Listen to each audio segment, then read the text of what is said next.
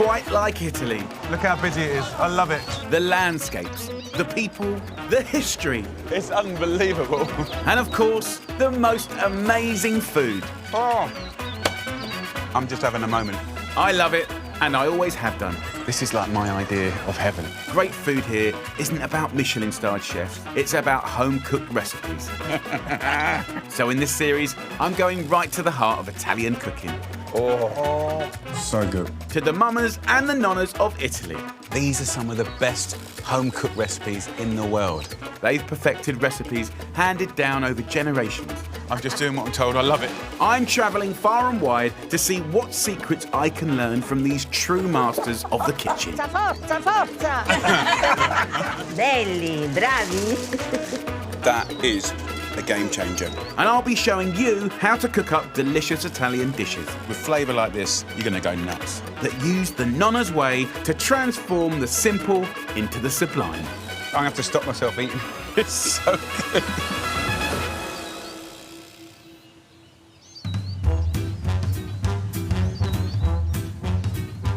This time, I'm in Tuscany. Whoa! No way! Tracking down thumping farmhouse fare. Look how tender it is. Wonderful. I get the Nonna know-how on a tasty, tempting one-pot wonder. Delicious. Create my very own ultimate bolognese. The silkiness of that pasta is insane. Cook up a mighty, meaty harvest feast. Salute! And discover an extraordinary family recipe. That's delicious. I love it. It's Yes. so beautiful. I've been coming here for 22 years, from a young boy to an old geezer now. Look at the land, look at the forest. One of Italy's most breathtaking regions, Tuscany is a foodie hotspot.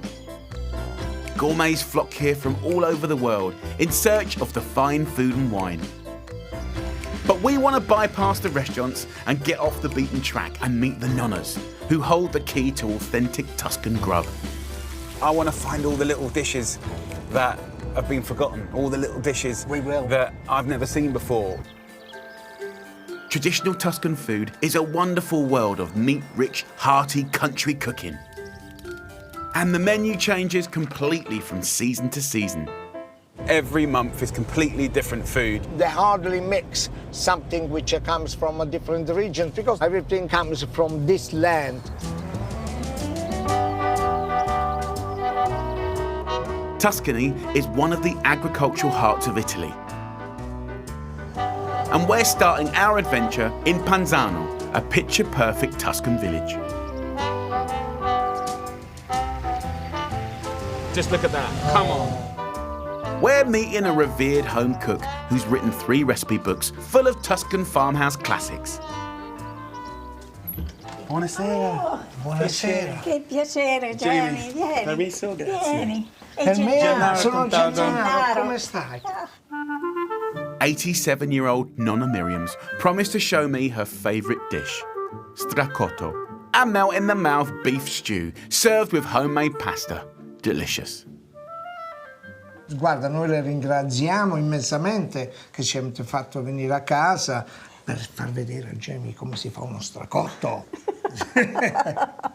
Un pezzo di carne e nelle famiglie la domenica facevano così, facevano un grosso sugo perché non serve un pezzo di carne sceltissima. Let's make it then.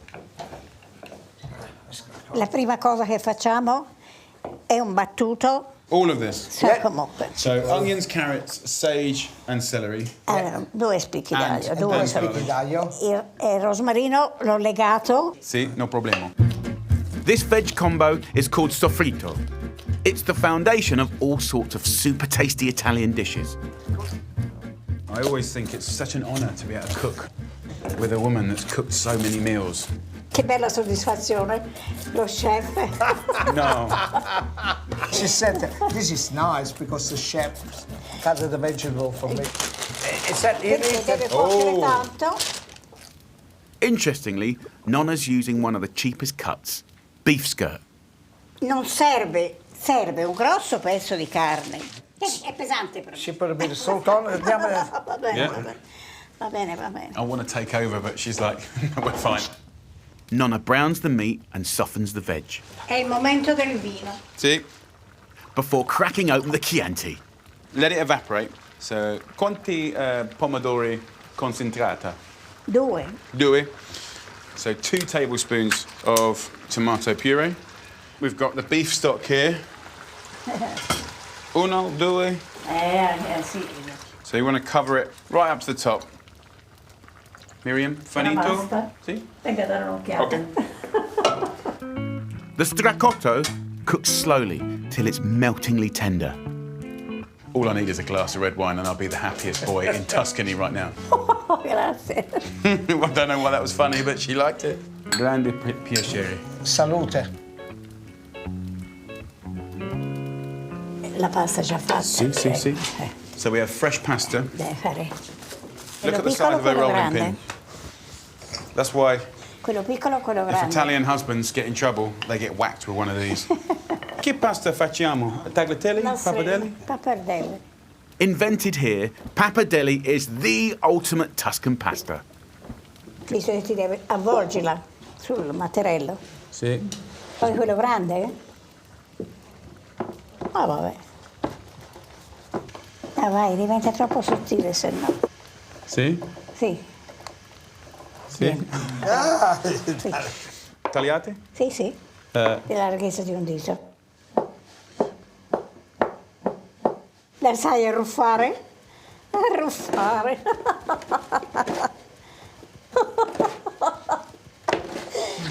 I don't know what's going on right now. Sai arruffare. I'm not sure if she's pleased with me or very, very she's pleased. laughing at me. La pappardella lunga dimostra la bravura.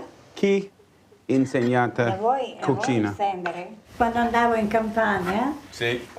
mi piaceva andavo dai contadini e tantissime cose. Poi ho imparato per passione. After 3 hours of slow cooking, the Stracotto is ready. Look at that ragu. The beauty of this recipe is that it's 2 courses in 1 pot. Clearly, they've invented a piece of equipment to pick it up, and I've never seen that in my life. The sauce is eaten with the pasta as a starter. Then you tuck into the meat. It is carvable, but it's on the brink of being pullable. È buonissimo, guarda, è buonissimo. Oh, my. Look at that, hot and steamy. The sauce, this is just the vegetables, but of course it's been kissed with the goodness from all that meat. Che basta. 1, No, 2, mettetelo ancora. ancora. Sì, no, 3. penso che siamo. Look at that. I mean, it's very beautiful. First to the table, that rich, warming sauce with fresh pappardelle and compulsory parmesan. Grazie mille, Miriam. Sentite, assaggiate. So good. The flavour is phenomenal. No, it's like ribbons of silk. After the belly-hugging pasta, there's the beautiful soft beef, begging to be tucked into. Give me your plate. Are you excited? Yes, sir. Oh, my God. Go on, Gennaro, tell me. It melts inside your mouth. Oh, yeah. It's so simple. Va bene? Buonissimo. It's kind of like the British Sunday roast, but it's the slow cook. Delicious. Miriam, grazie mille. It's been fantastico. Grazie. Buonanotte. Gennaro, this is from us, Vincenzo. Grazie di tutto. Grazie a voi. Io ho preparato per voi un dolce tipico di questa stagione. Ooh, what's that? È schiacciata con l'uva.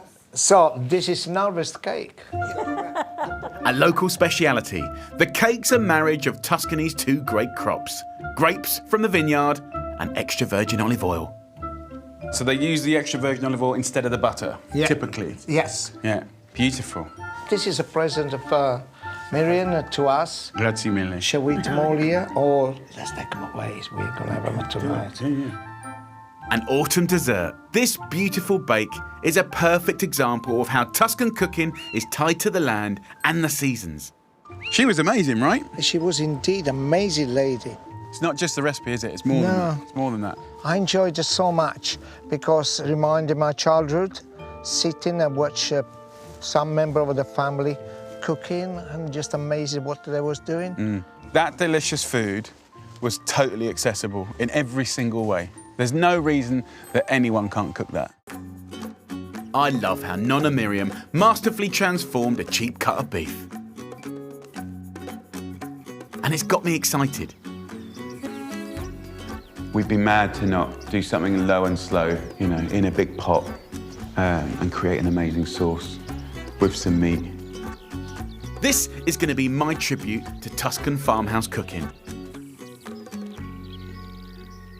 So this dish is absolutely inspired by Nonna Miriam and that obsession by using the whole animal and second-class cuts of meat that when they're slow cooked, they're so tender and delicious. And this, my friends, is the king of second-class cuts of meat. This is a beef cheek. My oozingly rich, slow-cooked beef cheek ragu with luxurious homemade pasta. If you like spag bowl, this will blow your mind. Let's season the beef cheeks. Salt and pepper. The cheeks are always the most delicious, succulent part of the whole animal. And then we have the smoked pancetta. Now, the smell is transforming immediately with the pancetta. Really nice. It smells good. Just like Nonna Miriam, chop up the carrots, red onions and celery to make a sofrito. Next ingredient, we've got beautiful porcini that's been dried. Simply rehydrate your porcini in boiling water before adding them to the pot. These are now soft and silky. And to add even more flavour, I want to use cloves. So I'm just going to use 5 cloves and then add 4 cloves of garlic. So a teaspoon of salt and a teaspoon of pepper. And that's like the most beautiful little flavour bomb. Let's get it in the pan. Let's go in with about half a bottle of good Italian red wine. Half a stick of cinnamon. That means you can't really taste it, it's kind of there in the background. Then give it even more by adding the mushroom liquor, passata, and top up with water. And to complete the story, add a fat bunch of herbs. Now we're going to put the lid on top. That excess water is going to reduce down over the next 3 to 4 hours and that meat will become so tender, it's going to be the most insane ragu pasta sauce ever. Whether you're cooking it in the oven or over a fire, just cook it low and slow.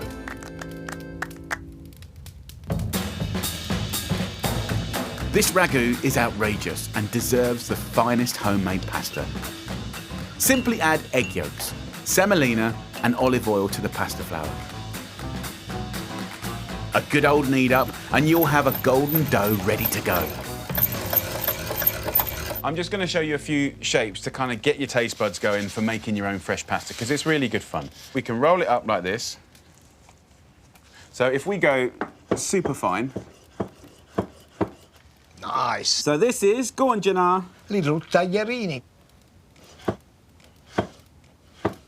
And then this I would call tagliatelle. Beautiful. And then pappardelle can range, can't it? I mean, I would call pappardelle more like that, right? A large one. Yeah. Some people even do bigger than that. And then lasagnetti. Ah, yeah. Look at that. And then, of course, if you wanted to do a lasagna sheet, Yeah. there you go. Boom. You can make any pasta you like, but I'm going pappardelle, and I want the prettiest in town. I'm just going to use a crinkly cutter. That is really nice. You want it to look fatta in casa, homemade. I love the word homemade.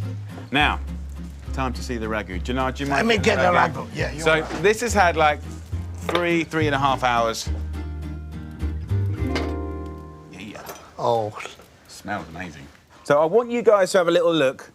I want to show you just how tender this is. I'm literally just going to let gravity do that. Cook your meat until it completely falls apart. Then fork it through the sauce to make it absolutely outrageously tasty. I think In we go with the pasta. It won't need much time. it takes less than a minute. So there you are. a little plate of Tuscany inspired by Nonna Miriam. Don't use the mincemeat. Take your bolognese to the next level. Yeah. Come on. Oh, yeah. It's so good. I mean, it's like game changer. Because it's not just about incredible flavour, it's about the texture, isn't it? It's the cut of meat. The silkiness of that pasta is insane. Make the ragu, make the pasta, and have your little moment like this. My ridiculously rich ragu with that deliciously silky homemade pappardelle. Totally Tuscan and a real treat.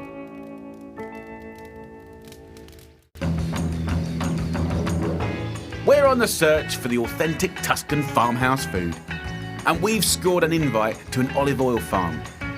They're having a big knees up to celebrate the harvest, and I've promised to help in the kitchen. Luckily, we're not too far from my favourite butcher, Dario. His family's been in the business for 8 generations, and his passion for it is legendary. Here's the theory. Me and Gennaro, we're going to cook a dinner, you know, and we need to buy some meat. So we're going to the butcher's. Sound normal? What's going to happen in the next half an hour will not be normal. This is a butcher's. Just come and have a look at this.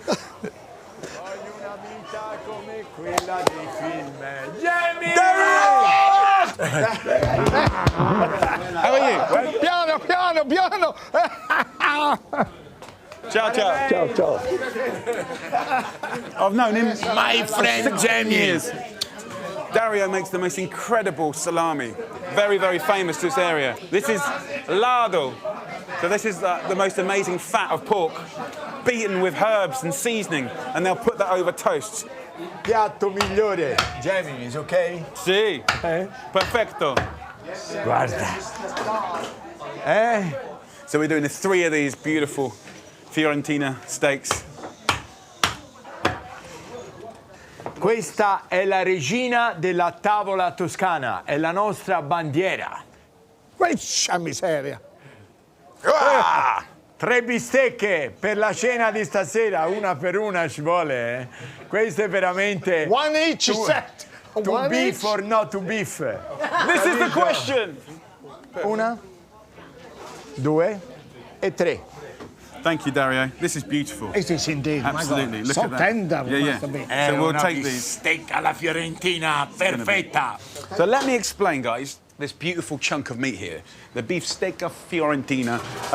It's basically the Italian or the Tuscan's T-bone steak. So, Dario, Dimmi, come la cucina? come si cucina la bistecca alla fiorentina? Guarda Jamie. 8 minuti per una parte, 8 minutes one 8 side, minuti per l'altra 8 parte minutes the other side, e 15 minuti in piedi. and 15 minutes like this. Senza sale, senza olio, solo carne e fuoco.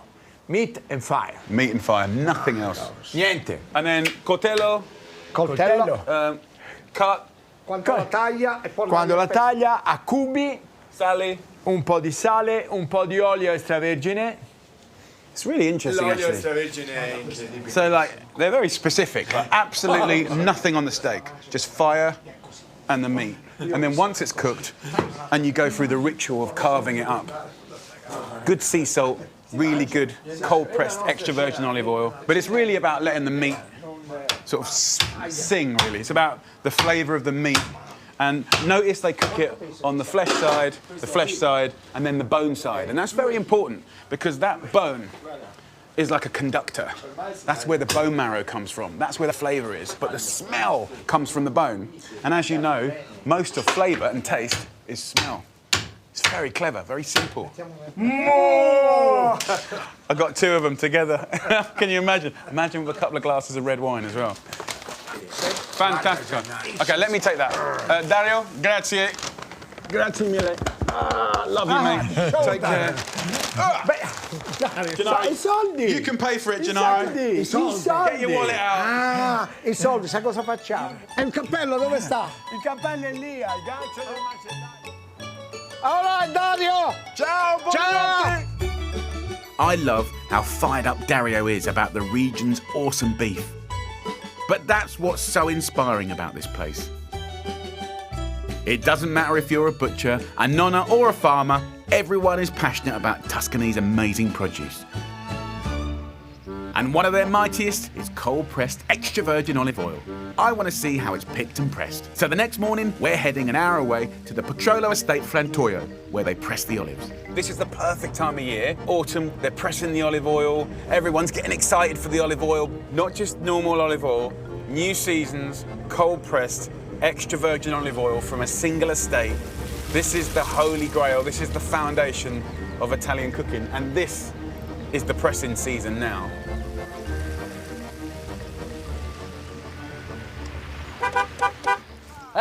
Che bravo, cosa stai Che facendo? bravo! Welcome to How are you, my Petrolo. friend? Luca and his family have been producing both olive oil and fine wine on the estate for generations. What a lovely, moody day. You know, it's a November day, classic for picking olives. We start to picking olive at the end of October and we finish now, these days, middle of November. So it's the last day today? Yeah, today is the last day. Olives are a star crop in Tuscany, and harvest time's always been an excuse to come together for a party. Today, Luca's throwing an end-of-harvest feast for staff, family and friends. Preparations can start when these final olives are in, but picking is slow work. It's all done by hand. So they lay this parachute down to catch all the olives. Yes, can you imagine? Those are very precious.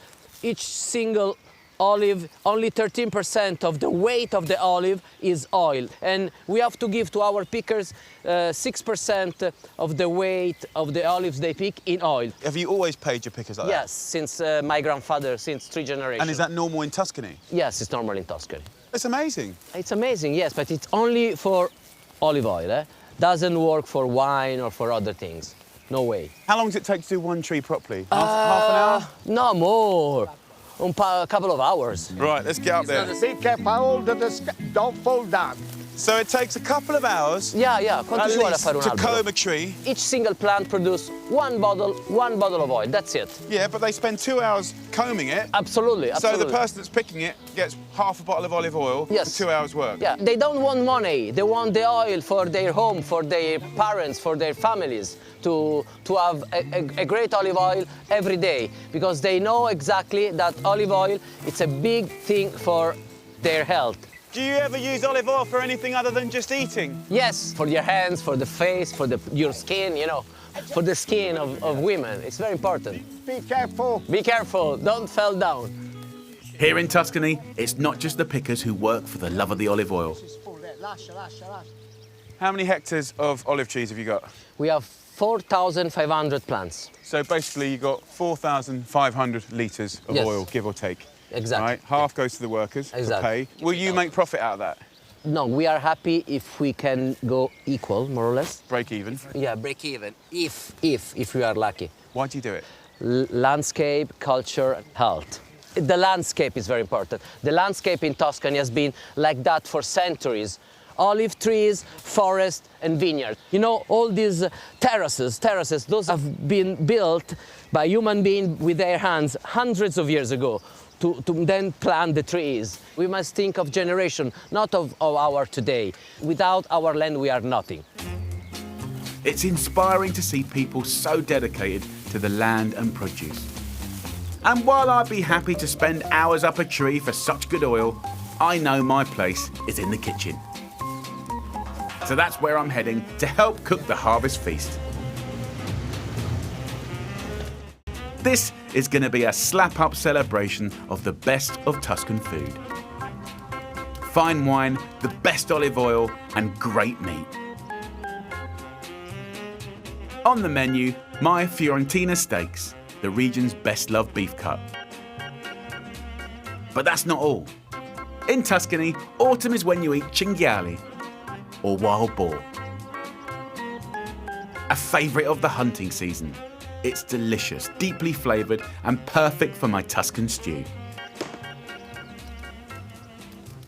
We're going to do the most amazing wild boar dish, okay, which is a wild pig. And it's a total homage to time and kind of letting the cooking do all the hard work. served on a bed of oozy, creamy polenta and topped with indulgent black truffles. My luxurious slow-cooked wild boar is a much-loved local speciality. But at home, you could use pork, lamb or beef for this fabulous dish. This has been marinated overnight, guys, and that's kind of a nice beginning of the process. Very, very simple. We've used bay leaves everywhere, and we've got juniper here. Really nice, interesting little berry. And if you crush it, it smells like gin, and it's really good as a kind of flavour and a perfume with the wild boar. Very, very nice. So we marinated that overnight just with vinegar, olive oil, the juniper crushed and bay crushed, and you just leave it, rub it all over, leave it, and it begins to sort of tenderise and flavour the meat. So the veg is very basic. We've got the carrots, and a standard vegetable here in Tuscany, but probably not back home, is fennel. Really, really gorgeous. And used as the base of sort of stews and braises. It's absolutely amazing. You can use it in so many different ways. So let's get amongst it. The fennel here, I kind of think about in two ways. We've got the herb here. See that lovely, frilly, beautiful herb. Sprinkle that over the top, and it smells really good. So you can just put that into some water, and that will keep it in perfect condition. And then you've got all these stalks here. So chop it quite rough and ready and random. So into halves and just kind of clank it up. We're going to go into the pan with some olive oil.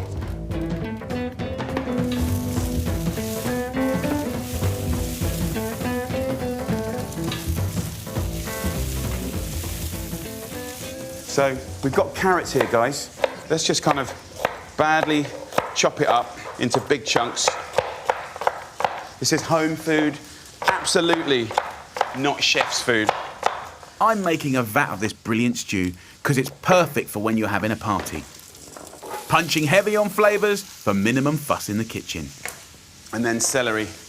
Again, I look at celery in a few ways. We've got the kind of sticks here, we've got the heart here, and these lovely yellow leaves. We want to keep those leaves because they, again, are best sprinkled at the very end over a lovely pulled hot stew. Then add some red onions for sweetness. Season with salt and go in with some garlic. In it goes. So the next bit, normally you can either roast or fry off a big chunk of meat like this. I'm going to use the fire here. I'm just going to literally throw it on. So drain it off. I just want to get some colour on it. You know, cooking over fire like this is still very normal in Italy. And if you wanted to swap that meat out, you could. Don't let the wild boar be an excuse for you not to do this recipe. Shoulder of lamb, shoulder of pork, could be a shoulder of goat. What's really lovely is cooking over fire. You know, we sear it off, we give colour. You know, it kind of gets all the benefit from the smoke, and as the fat renders and hits the coal, it kind of puffs up and kind of licks it with that smokiness. When the meat has browned, get it in the pan. Followed by good red wine. For a bumper-sized stew that's rich and decadent, don't hold back. So heavy on the wine. To give it a rich, sweet back note, add in some tomato puree. And finally cover the meat with water. So I'm just going to get a big old bunch of herbs. You know, you can make a herb wrap. Forget rules. But, you know, I like the kind of savoury flavours of rosemary and sage. So just tie it up. I'm going to take our herbs and just push them in like that. Look at that. So over here we go. To cook it on a hob, set the pot to a gentle simmer for up to 5 hours until tender. Or as the Nonnas say, it's cooked. When it's cooked, when it's tender. The lid's off at the moment, but I'll probably put the lid on in a little bit and just let it blip away. And that's the joy in letting time do all the hard work. So that means I'm free to hang out with my special guest. Nonna Miriam! Oh beh, Jamie, non mi alzo. Se mi dai una mano mi alzo. Ciao. Che Tutto fai? bene? Che fai? Che cosa cucini? Cosa fai di bello? Oh, cinghiali. Sì, si presta, la stagione è adatta per il cinghiale. Le tagliatelle che avevi fatto Te li sei mangiate? 2 scodelle, eh? Yeah, I did. Do it. Back in the kitchen, it's a hive of activity as the estate team cook up their part of the harvest feast. At last, it's time to grill those amazing Fiorentina steaks. Of course, we're doing it the Tuscan way. No oil, no salt, no pepper, just fire. 8 minutes on each side and 15 minutes upright like Dario taught me, till they're beginning to char on the outside, but rare in the middle. We're making polenta, which is basically dried corn, milled like a flour. They make like a thick porridge that's golden. They then flavour it with, at this time of year, new season's extra virgin olive oil, a little parmesan, and it's rich and oozy and delicious. And then my stew will go on top of that. She's got the rolling pin out now, so she's not mucking about. I love polenta. Seasoned up, drizzled with olive oil, and brilliant with stews. Smells very good. So what I want to do is create like a pulled kind of stew. Look how tender it is. Wonderful. Deep flavour, cooked over the fire, all those big chunks of vegetables. For added drama, the Tuscans love to serve the polenta on a huge sharing board. Look at the way the meat's just fallen apart, Gennaro. It's incredible. The smell is unbelievable. Olive oil, yes, yes, yes, yes. All those herbs. So it's like a gremolata, lemon zest, raw garlic, parsley, celery leaves, the fennel. And the last, not the least, I got it! Yeah! Gennaro's hunted out an amazing black truffle, yet another bounty of the Tuscan autumn. But you can drizzle just a little bit of truffle oil instead. Let's go. Via. Now mind the broth. Ladies and gentlemen, we have cinghiale with truffle. What better way to celebrate the taste of Tuscany? My sumptuous slow-cooked wild boar with rich red wine, creamy polenta, and finished with that wonderful fresh-pressed farmhouse extra virgin olive oil. The perfect feasting dish. Look. My gosh. No, look at this. It's unbelievable. Un applauso che l'abbiamo fatto dopo che l'abbiamo assaggiato. Next up, my Fiorentina steaks, rested, carved generously, and drizzled, just as Dario does, with unfiltered extra virgin olive oil. Thick and cloudy, luminous green, and peppery in taste. This stuff is a bold ingredient worth treating yourself to. La bistecca fiorentina, Jamie! My crazy good, juicy Fiorentina steaks, served Tuscan style. You taste the flavor and the smell, the color, and it's incredible.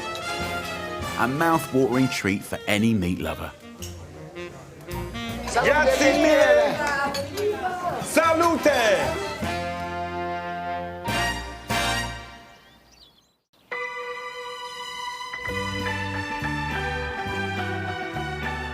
I'm fired up about discovering the region's ultimate home-cooked recipes. And there's a place here with a very special food history that I have to see. So I'm going to take you now to a town that I've wanted to go to forever. Yes. Pitigliano. Fantastic. How do you say it? Pitigliano. Pitigliano, one of the oldest cities in Italy. So much history. Our search for fantastic old family dishes has brought us to this extraordinary hilltop town that time forgot. Whoa! No way! I've always wanted to come here to Pitigliano because it's said to be the spiritual home of Jewish Italian cooking. For hundreds of years, the town had a thriving Jewish community, and it's still nicknamed Little Jerusalem.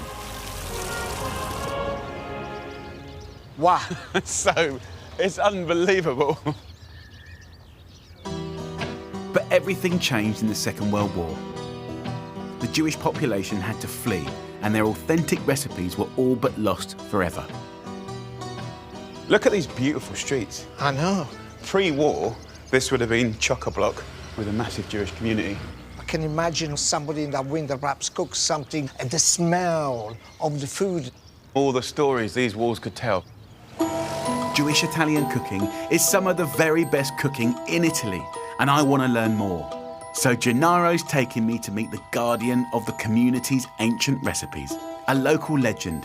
She's the town's only surviving Jewish nonna. And I want to kind of just talk to her about the food of her childhood, the stuff that made her feel really happy with cooking, what recipe she wants to save. She's asked to meet us in the town's ancient Jewish quarter. Piacere. Piacere mio. Jamie. Gennaro Cucaro. Gennaro. 86-year-old Nonna Elena has dedicated her life to preserving the history of the food of her community. Put this on your head. She's invited us to the city's preserved synagogue to see why it's so important to keep this story alive. Who are these people here? Are these your family? Questo era mio padre, eccolo. Questa era mia madre. The second E questa sister. sono io. 6 anni e mezzo. It's an amazing picture. La mia famiglia da generazioni e generazioni vive a Pitigliano.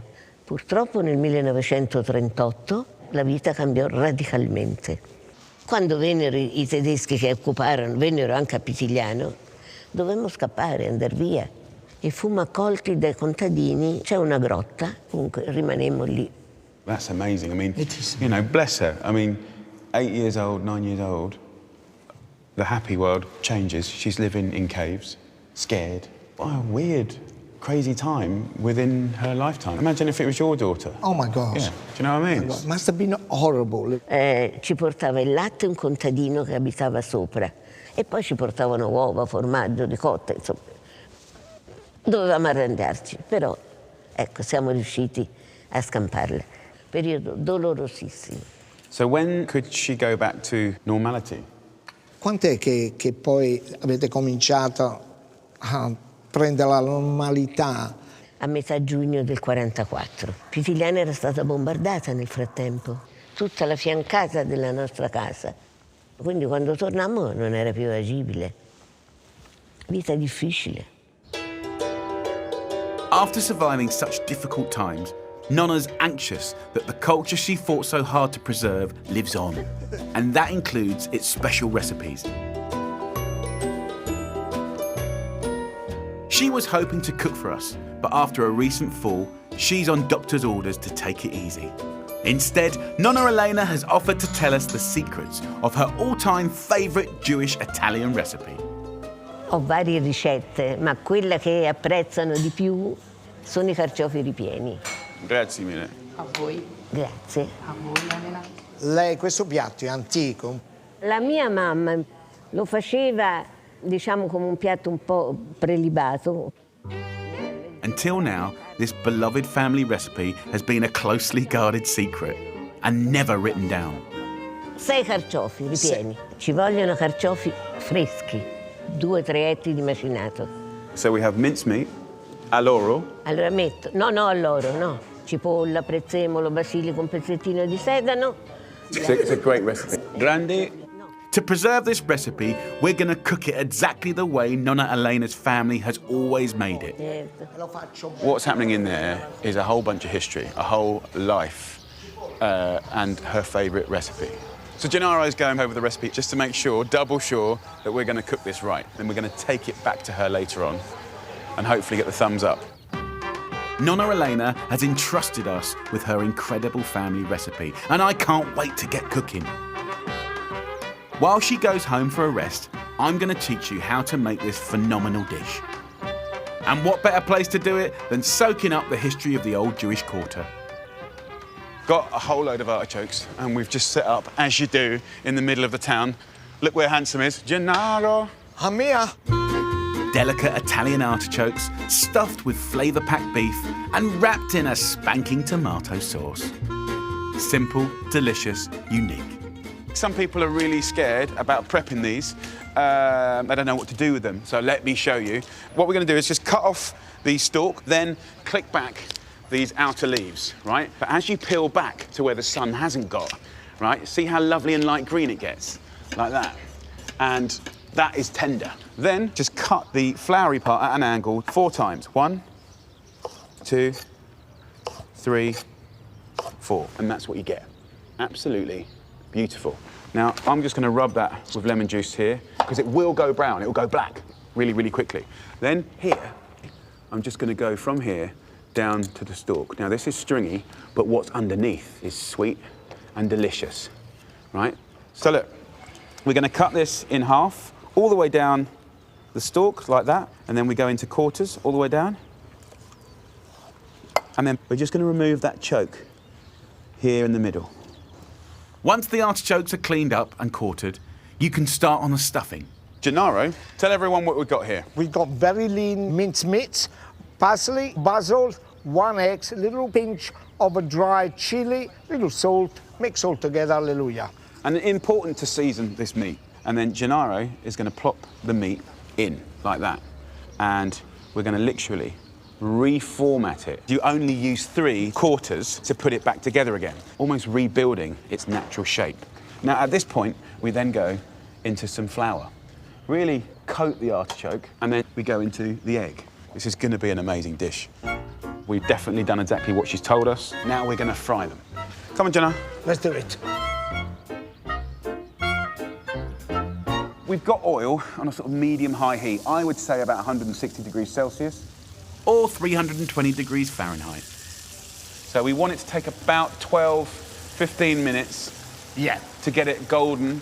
At the same time, I'm going to make this tomato sauce, which is a different type of tomato sauce. She's not frying any ingredients and then adding tomatoes. She's boiling the tomatoes, then adding the veg. I've never seen it like that before. Nonna's sauce is fresh and easy. Just dice celery and onion and chuck them raw into the plum tomatoes. I'm going to squash the tomatoes. Next, chop up a handful of parsley and a clove of garlic and whack them in the pan with a pinch of dried chili flakes. We've been cooking a long time together. Yes, that is right. And we have never seen a method of that before, you know, and the sauce like that before. Go on, mate. You get those artichokes out. They look beautiful. Ah, nice. They're cooked, but still not quite tender. And that's where this final part of the cooking is quite interesting. So the frying seals in the flavours. I'm going to plop this in now. We're going to be gentle. What a dish. Really nice. To finish, just simmer the artichokes in the sauce for about 10 minutes till they're perfectly tender.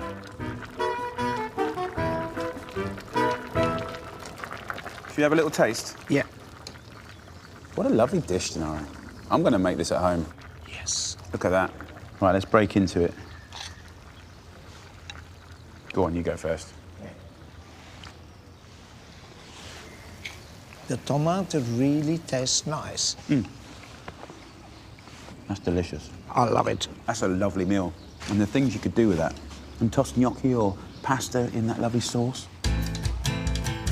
A dynamite mix of soft, velvety artichokes, a rich, meaty stuffing, and lashings of that fresh tomato sauce. Unique and delicious. Italian food doesn't get much better than this. What do you reckon? We did all right? This is the way. That is definitely a dish worth celebrating. Let's take it round to see her. Let's see what she says. I'm a bit nervous now. Nonna! Gina, come on! Buonasera. Buonasera. Con permesso. Avanti, avanti, aperto. Belli, bravi. Belli, belli. E il profumo è ottimo. Good, good. Fingers crossed, Gennaro. I know you're telling me. Buono perché è dolce, la salsa non è aspra. Grazie. Mi complimento perché per averli fatti per la prima volta è evidente che è un bravo chef. Oh, grazie. Complimenti. Bravo l'alunno e brava la maestra. We did it. It's a great recipe. Thank you so much. Really nice to meet Vi you. ringraziamo molto. No, io ringrazio voi perché... insomma, Lei contente? sì, Fantastico. contenta. Grazie Piacere mille. mio. Buonanotte. Buonanotte. This is what me and Gennaro wanted to discover. Off the beaten track Tuscan dishes that locals love to eat. From Chianti country to high up in the hills, we've unearthed a treasure trove of sensational recipes. What a treat. Next time, knockout recipes from Rome's fiery nonnas. Signor, sono 50 anni che cucino. I rustle up a simple, super tasty pasta So delicious. and feel the pressure from a gnocchi master. Meno forza, Gemmi, perché sennò vengono troppo piatti. Such a good dish.